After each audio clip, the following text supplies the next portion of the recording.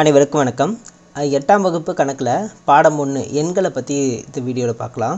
So இதில் எடுத்துக்காட்டு 1.1லேருந்து 1.9 வரைக்கும் பார்க்கலாம். ஸோ 8th மேக்ஸ்ன்னு பார்த்தா இங்கிலீஷில் பார்த்தோம்னா நம்பர்ஸு, இது எக்ஸாம்பிள் 1.1 to 1.9 வரைக்கும் பார்க்கலாம்.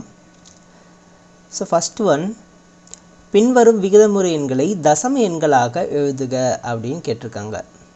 ஓகே, ஸோ இப்போ இந்த தசம எண்களாக எழுதணும் அப்படின்னா நமக்கு இங்கே பாயிண்ட்ஸில் வரணும். 0.1 இந்த மாதிரி எழுதுறது தான் தசம எண்கள். ஸோ இதில் 2 மெத்தட் இருக்குது. ஒரு சிம்பிள் மெத்தட் அப்படின்னா கீழே இருக்கிற நம்பர்ஸ் வந்து மல்டிபிள்ஸ் ஆஃப் 10, 10ஓட மடங்குகள் 10, 100, 1000. ஸோ இந்த மாதிரி இருந்ததுன்னா நமக்கு தசம எண்களில் எழுதுறது ஈஸி. ஸோ இங்கிலீஷ் மீடியம் பார்த்தோம்னா இதை வந்து டெசிமலில் எழுத சொல்கிறாங்க. ஸோ டெசிமல் அப்படின்னா 0.1, 0.11, 0.125. ஸோ இந்த மாதிரிலாம் வந்து பாயிண்ட்டுக்கு அப்புறம் வர நம்பர்ஸ் எல்லாமே வந்து டெசிமல். ஸோ பாயிண்ட் வச்சு வர நம்பர்ஸ். ஓகே, இப்போ ஃபஸ்ட்டு ஒன் பாருங்கள், 1/4. இந்த 1/4 ஸோ மேலேயும் கீழேயும் 25ஆல் பெருக்கலாம். ஏன் 25ஆல் பெருக்கணும் அப்படின்னா 4 25 100. இப்போ நமக்கு 10ஓட மடங்கு 10 10 100ன்னு வந்துடுதா. ஸோ அப்போ 10ஓட மடங்காக இருந்தால் டெசிமலில் கன்வெர்ட் பண்ணுறதுக்கு ஈஸியாக இருக்கும்.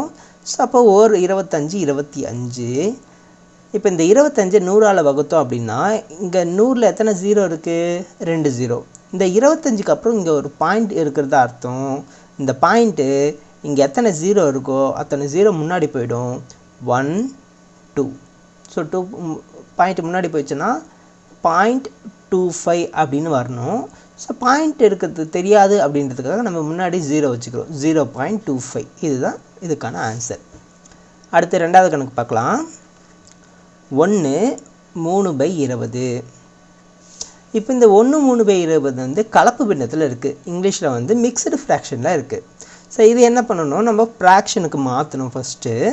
ஸோ எப்படி மாற்றலாம் பாருங்கள், இந்த 1 + 3/20 இந்த ஃபார்மேட்டில் இதை பிரிச்சுக்கலாம். சரிங்களா? இப்போது இந்த 1க்கு கீழே 1 இருக்கிறதா அர்த்தம். இங்கே டினாமினேட்டரில் பகுதியில் 2 நம்பர் ஒரே மாதிரி இருந்தால் தான் நம்ம கூட்டவோ கழிக்கவோ முடியும். இங்கே நமக்கு 20 இருக்குது, இங்கே வந்து 1 தான் இருக்குது. சரிங்களா? அப்போது இங்கே இருக்கிற 1 என்ன பண்ணலாம், 20ஆல் பெருக்கலாம். அப்போ மேலேயும் 20ஆல் பெருக்கணும். ப்ளஸ் 3/20. ஓகே, ஒரு 20 20/20 ப்ளஸ் 3/20. இப்போ என்ன ஆகுது, 20 கூட்டல் 3/20ன்னு வருமா. ஸோ கீழே ஒரே மாதிரி வந்துடுச்சு, மேலே இருக்கிறத கூட்டிக்கலாம். அப்போ 23/20. இப்போ இந்த நம்பரை 20 5ஆல் பெருக்கணும்னா நமக்கு 100 கிடைக்குமா. அப்போ மேலேயும் 5ஆல் பெருக்கிடலாம். 5 3 15 1, 2 10 1 11. ஸோ இப்போ மறுபடியும் இங்கே பாயிண்ட் இருக்குது அர்த்தம். 100ல் 2 0 இருக்குது, 2 முன்னாடி போயிடுச்சுன்னா 1.15. இப்போ நம்ம 0 போட வேணாம், ஏன்னா இந்த பாயிண்ட்டுக்கு முன்னாடி இங்கே ஒரு நம்பர் இருக்குது. சரிங்களா? அப்போது 0 போடாமல் அது அப்படியே எழுதிக்கலாம். ஓகே, இப்போ மூணாவது கணக்கு பாருங்கள். -5 4/5. ஸோ இந்த மைனஸ் அப்படியே இருக்கட்டும், நம்ம கடைசியாக எடுத்து எழுதிக்கலாம். இந்த 5 4/5 5 + 4/5ன்னு எழுதலாமா. உங்களுக்கு டவுட்டாக இருந்தால் மைனஸ் தனியாக போட்டுகிட்டே வாங்க. சரியா? ஈக்குவல் டு, ஸோ இங்கே நமக்கு கீழே 5 வரணுமா, ஆனால் இங்கே 1 தான் இருக்கா. அப்போ மேலேயும் கீழே 5ஆல் பெருக்கலாமா. கூட்டல் 4/5. ஸோ இந்த மைனஸை நம்ம வெளியே அப்படியே வச்சுக்கிறோம். ஸோ 5 5 25/5 கூட்டல் 4/5. இப்போ என்ன ஆகுது, -25 + 9 29/5.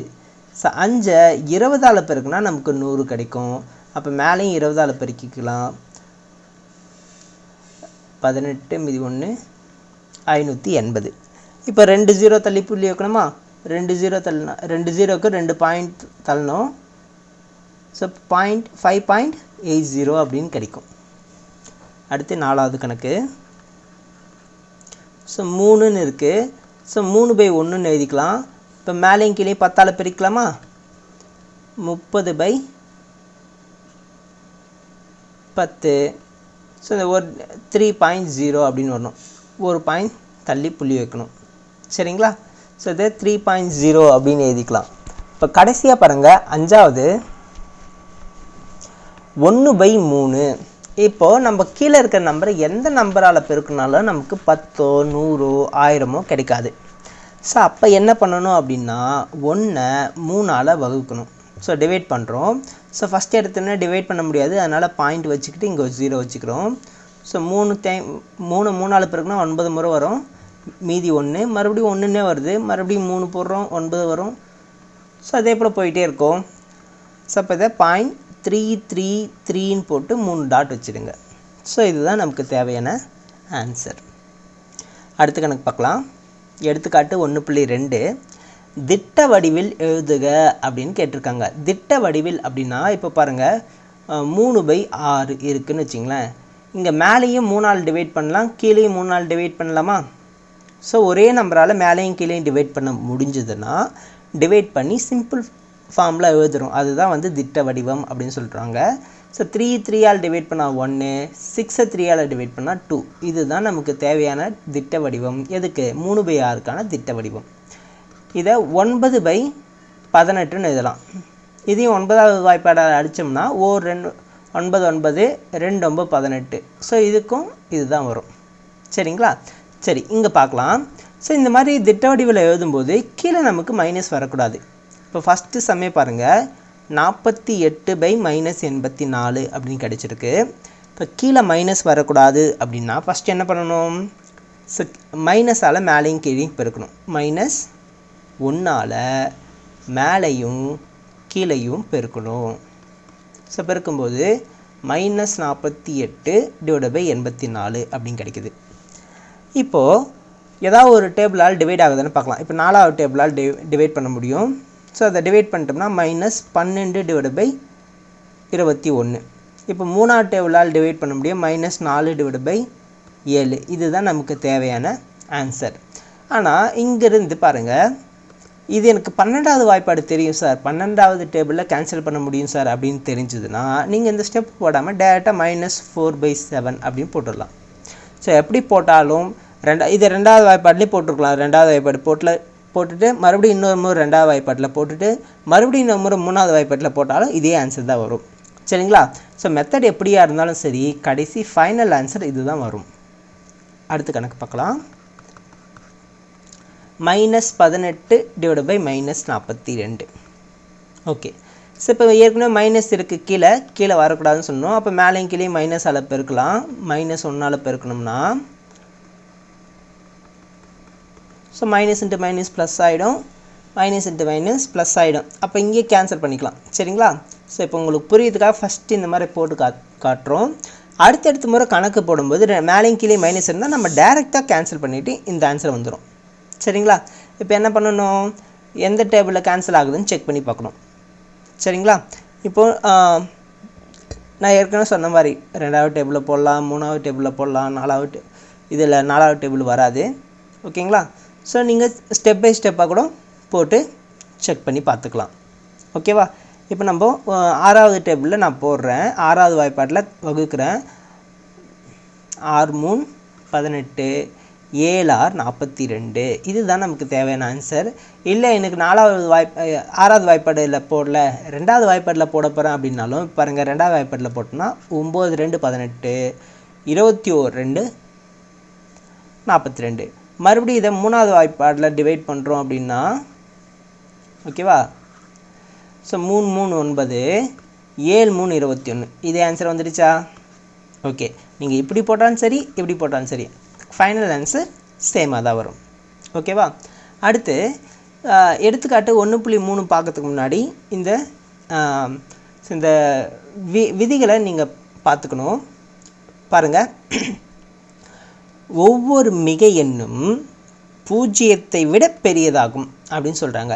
ஸோ மிகை அப்படின்னா every positive integers are greater than 0. So positive integers ஒரு 5 எடுக்கிறோன்னு வச்சிங்களேன், 0 எடுக்கிறோன்னு வச்சிங்களேன், இது ரெண்டுத்தில் 5 தானே பெருசு. இதுதான் இவங்க இந்த மாதிரி சொல்லியிருக்காங்க. ஒவ்வொரு மிகை எண்ணும், each and every positive integers is greater than 0 0 விட பூஜ்ஜியத்தை விட பெரியதாகும்.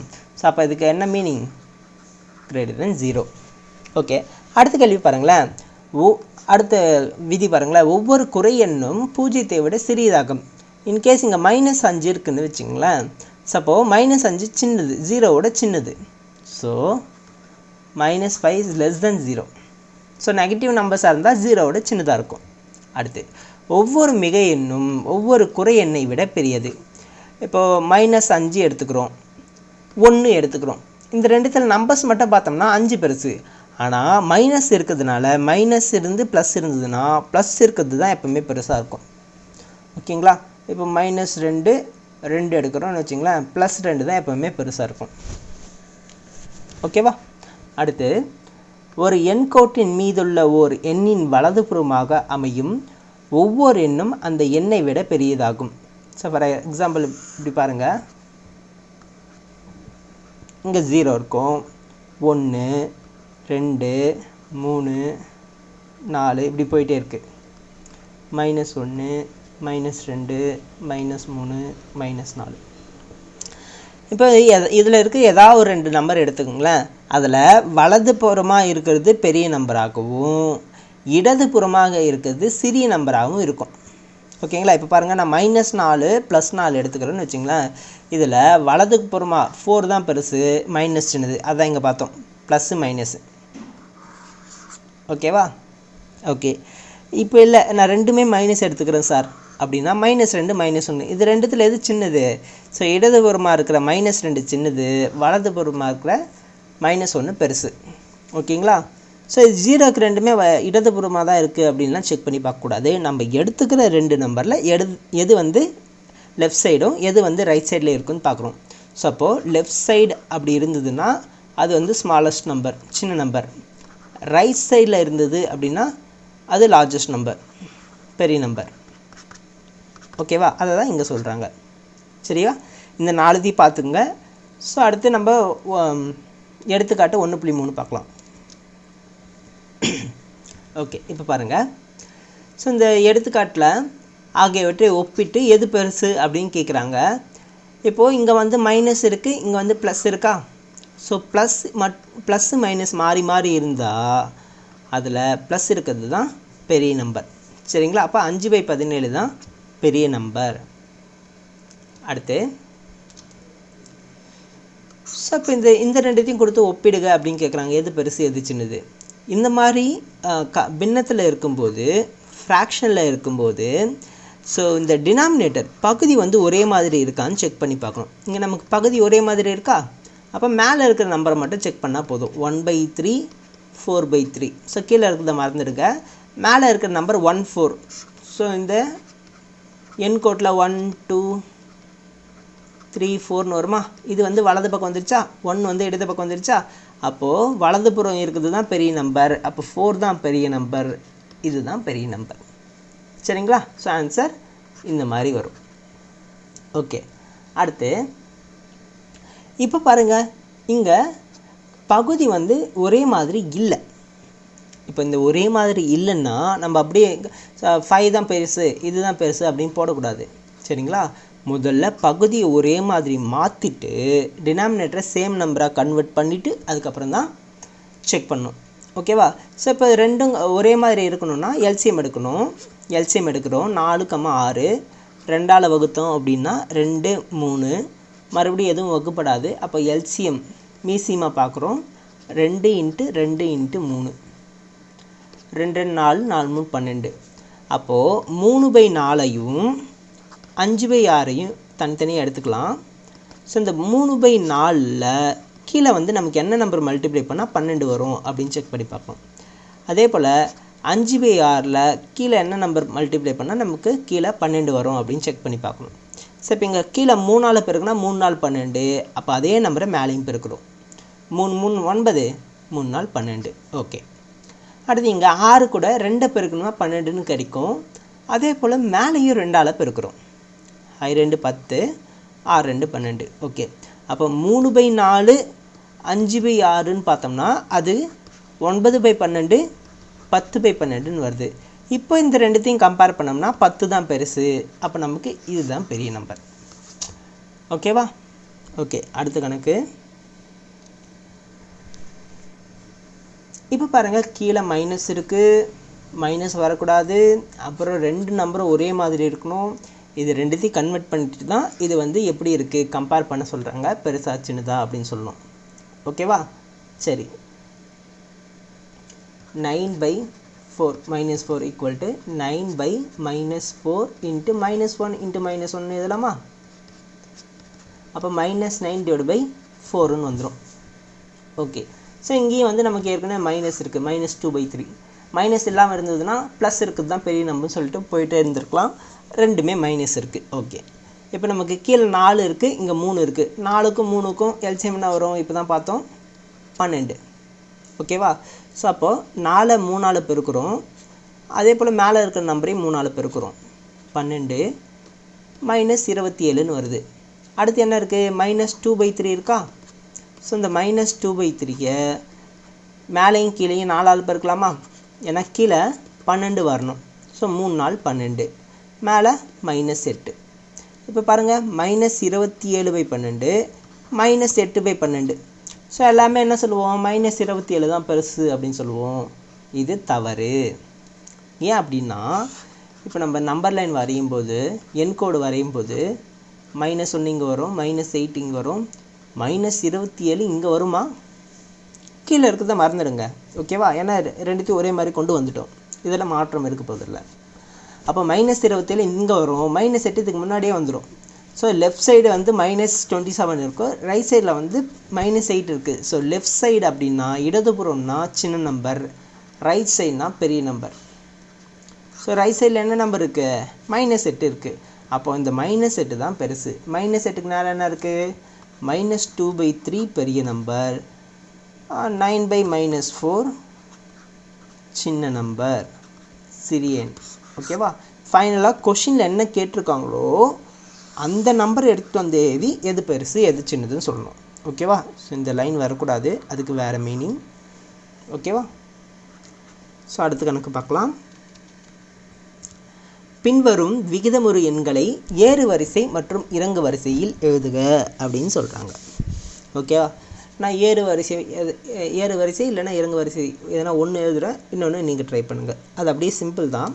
ஓகே, ஸோ இப்போ நம்ம ஏற்கனவே பார்த்துருக்கோம், ரெண்டு நம்பரை கம்பேர் பண்ணணும், ஒப்பிட்டு சொல்லணும் அப்படின்னா கீழே இருக்கிற நம்பர்ஸ் வந்து ஒரே மாதிரி இருக்கணும். இங்கே ஒரே மாதிரி இல்லை, எல்சிஎம் எடுத்துக்கலாம்.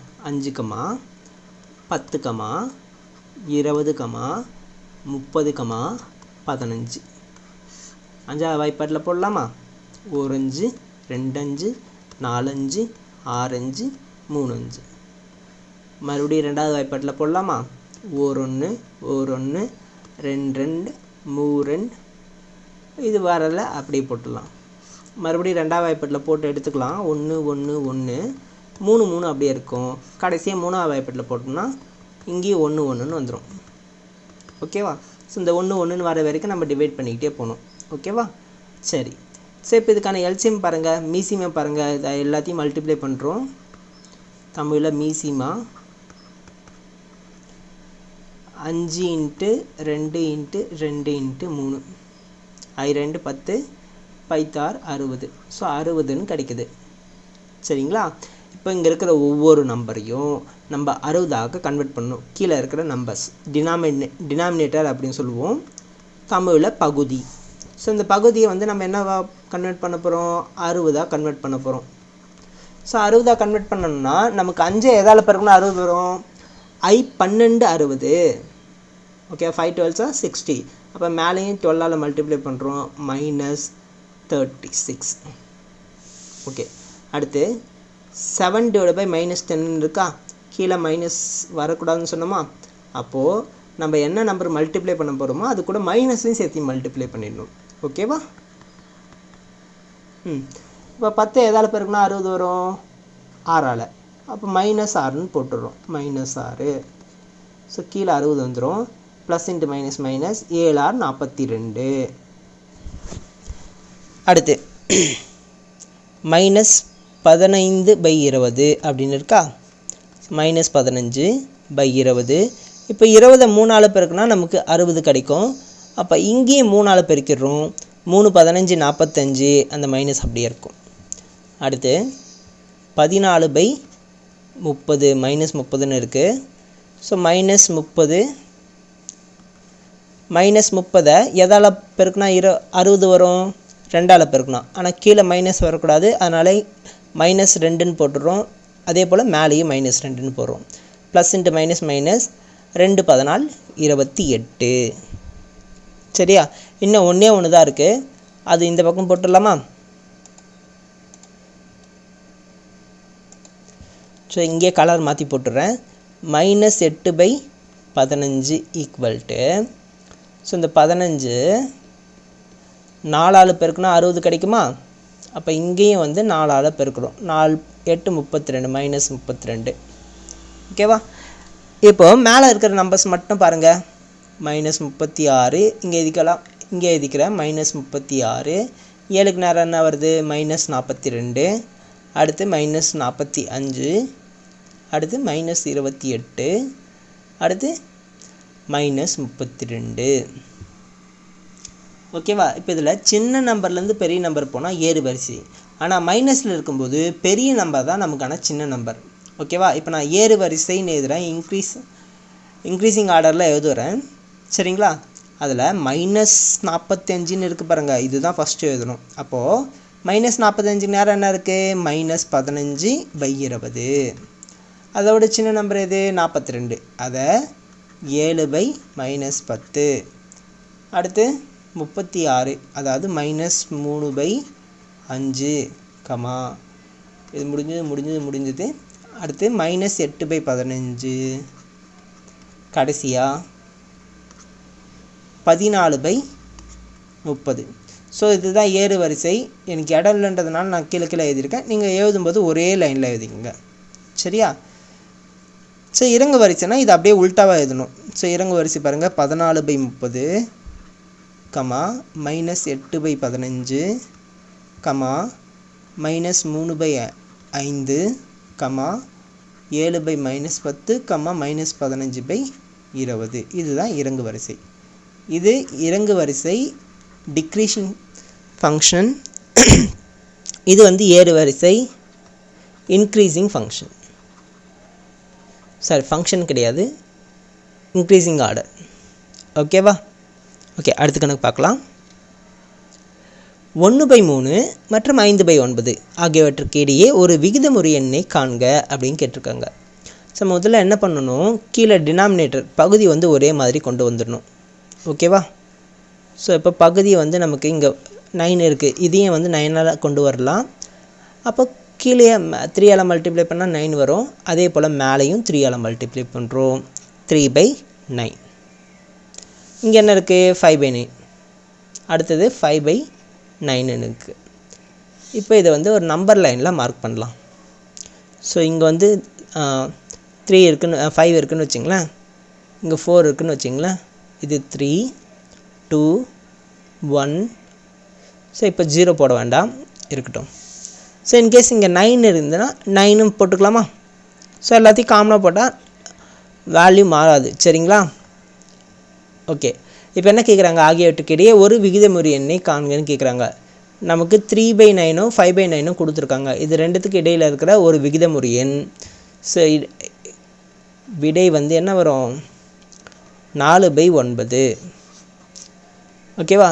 ஸோ இந்த ரெண்டு நம்பருக்கு இடையில் இருக்க ஒரு ரேஷனல் நம்பர் கேட்டிருக்காங்க. ஸோ நம்ம இந்த மாதிரி டினாமினேட்டர்ஸ் ஒரே மாதிரி கொண்டு வந்துட்டோம்னா இதுக்கு இடையில் இருக்க ரேஷனல் நம்பர் என்ன இருக்குதுன்னு ஈஸியாக கண்டுபிடிச்சிடலாம். ஓகேவா? அடுத்த கணக்கு பார்க்கலாம். -3/4 மற்றும் -2/5 ஆகியவற்றுக்கு இடையே குறைந்தது 2 விகிதமுறு எண்ணை காண்க அப்படின்னு கேட்டிருக்காங்க. ஓகே, இப்போ முதல்ல பகுதியை பார்க்குறோம். டினாமினேட்டர்ஸ் செக் பண்ணி பார்த்தோம்னா ஈக்குவலாக இல்லை, அதுக்கு எல்சிஎம் எடுத்துக்கிறோம். 4,5. ஸோ இது ரெண்டும் இது வந்து ப்ரைம் நம்பர். ஸோ அப்போ இது எல்சிஎம் வந்து டேரெக்டாக மல்டிப்ளை பண்ணிக்கலாம். ஓகேவா? ஸோ 20ன்னு வருது. அப்போ -3/4 என்ன பண்ணுறோம்? -3/4. ஸோ மேலேயும் கீழே 5ஆல் பெருக்குனா நமக்கு கீழே வந்து 5 20ன்னு கிடச்சிடும். அதே போல் -2/5 கீழே வந்து 4ஆல் பெருக்குனா 20ன்னு கிடைக்கும். அப்போ மேலேயும் 4ஆல் பெருக்கிடுறோம். இப்போ பாருங்கள், -3/15 3 × 15 3 × 5 15, 4 5 20. இங்கே -2 × 4 -8, 4 5 20. இப்போ இதை நம்ம என்ன பண்ணலாம், நம்பர் லைனில் மார்க் பண்ணலாம். ஸோ கீழே இருக்க 20 மறந்துடுங்க. நம்பர்ஸ் 8லேருந்து எடுத்துக்கிறேன். -8, -9, -10, 11, 12, 13, 14, 15. ஸோ இப்போ கீழே 20 போட்டிங்கன்னா ஈஸியாக இருக்கும். ஓகேவா?